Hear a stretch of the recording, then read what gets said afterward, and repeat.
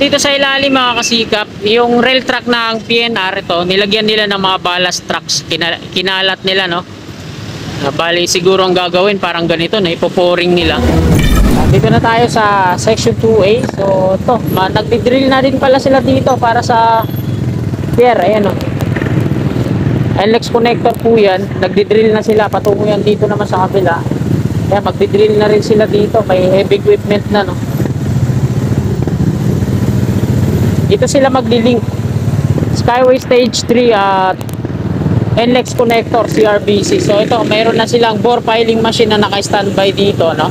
Sinimulan ko to, walang naniniwala sa paligid ko. Ano?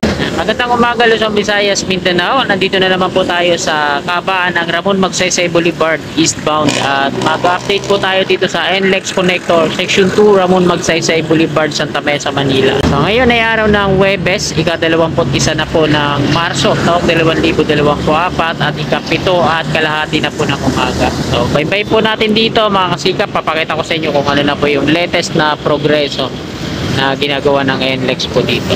Kapula dito sa tiguran natin, Foresa Station ng LRT2. Dito kahapon nagsusunog yung mga kababayan natin, mga two-wheelers dyan sa may bantang gitna, no? Ang kapal ng usok. Yung mga pile cap, concrete foundation dyan, nilagyan na nila ng mga wall. At tinanggalan na rin ng forma. At mga rebar naman dun sa unahan. So ayan yung papakita ko sa inyo. Tara, let's go.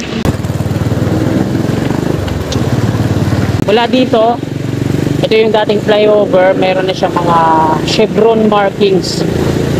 So hanggang dyan lang sa unang pile cap, nilagyan na nila ng mga wall at tinanggalan na ng mga forma. Dito naman sa pangalawa, may mga forma na at na-pouring na yata, no? Ito naman nilalagyan pa lang. At dito sa unahan, rebar cage pa lang sa tapos gagawan din nila dyan ng ano, pedestrian.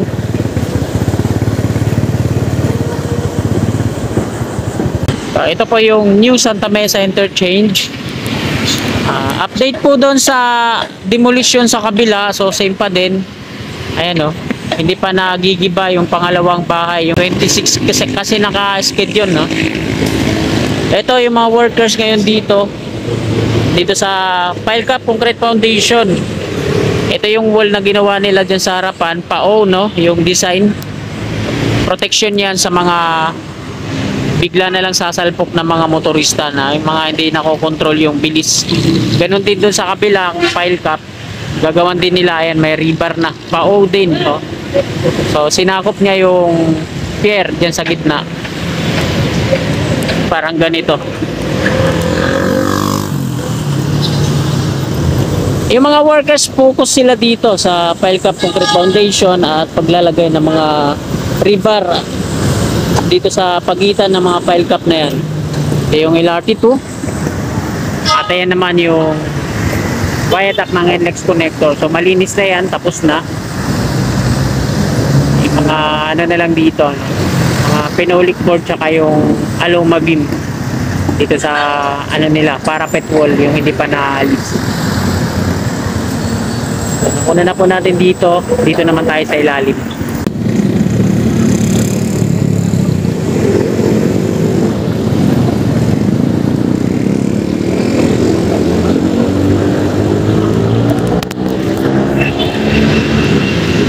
So dito sa ilalim mga kasikap, yung rail track ng PNR ito, nilagyan nila ng mga ballast trucks. Kinalat nila, no? Bali siguro ang gagawin parang ganito na ipoporing nila.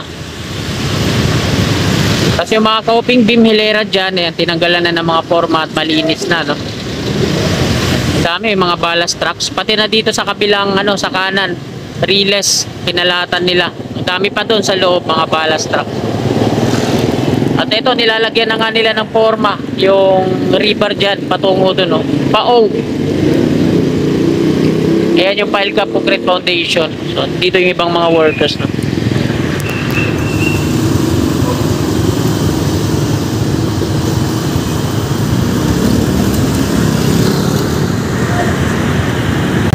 So dahil may trend papadaan, diretso na tayo, baka mabunggo tayo, no?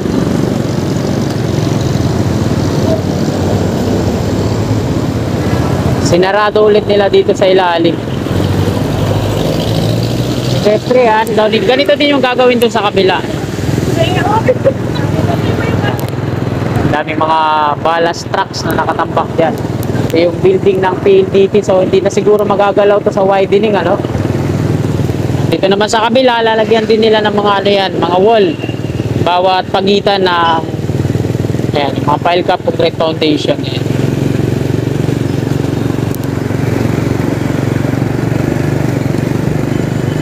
Diretso tayo sa section 2A mga kasikap. Dito tayo dadaan para ipakita ko din sa inyo yung latest na progress.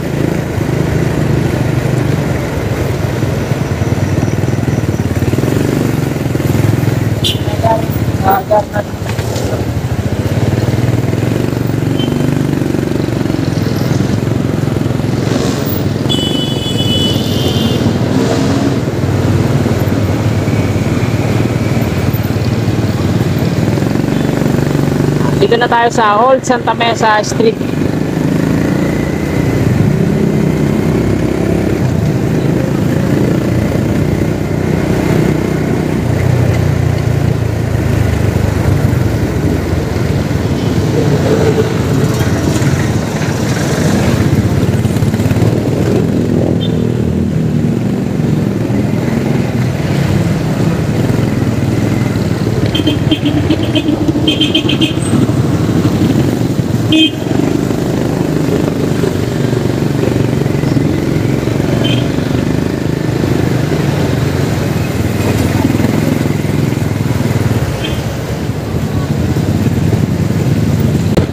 Kakanan na tayo dito.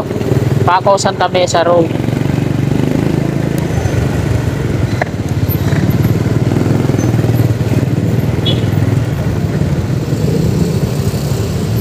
So dito yung malubhang traffic.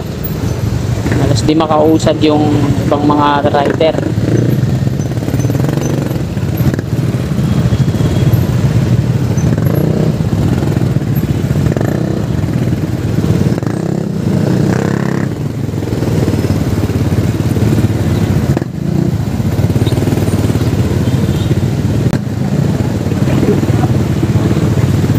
Dito na tayo sa section 2A. So to, nagdi-drill na din pala sila dito para sa pier. Ayan o.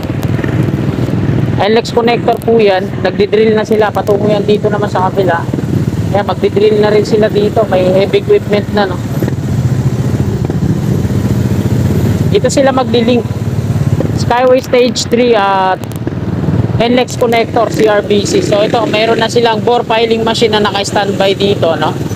Ayan yung gagamitin nila sa pagdidrill dito. Yung pier ng NLEX connector na sasalo dito sa section 2A naman ng Skyway Stage 3. Ito naman yung section 2A ng Skyway Stage 3. So tuloy-tuloy pa rin yung progreso na ginagawa nila.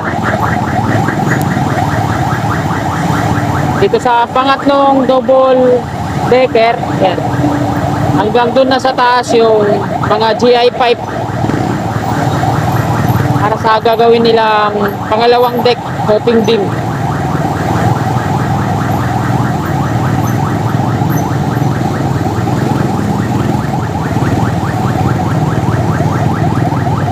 Ito naman yung pang-apat, nilalagyan na nila ng mga scaffolding para sa paglalagay naman ng unang coping beam, sa unang deck.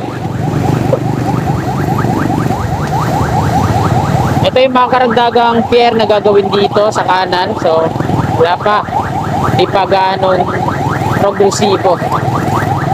Ito yung pangalawa. Pinupuan na ng halaman yung gitna.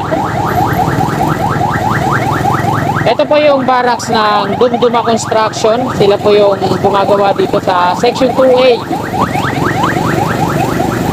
At nandito na tayo sa Padre Jacinto Zamora Bridge. So wag na po natin isipin yung sinabi ng nakausap nating mama dito sa Makati. Mga kabayan dyan natatamaan ng section 2A. Pagkasabi niya disapprove daw yung plano, no? Mula doon sa Tomas Claudio patungo dito sa Padre Jacinto Zamora Bridge.